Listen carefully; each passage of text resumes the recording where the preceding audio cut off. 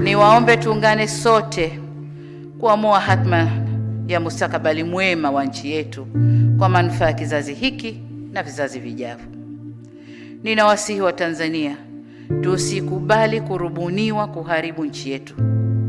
Tusikubali kuchochewa, iwe na wanasiasa, wanaharakati, wahalifu au watu wenye chuki na wenye maslahi binafsi, kwa njia yoyote ile kuvuruga tunu ya amani yetu.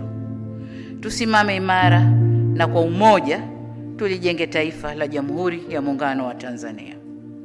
Tanzania lipo kwetu, hatuna pengine, katu hatuna pengine. Kwa tukijenga nchi yetu tutakaa kwa raha, tukivuruga nchi yetu taendelea kukaa jinsi tunavyokwenda. Tutakuwa na matatizo yasiyoisha.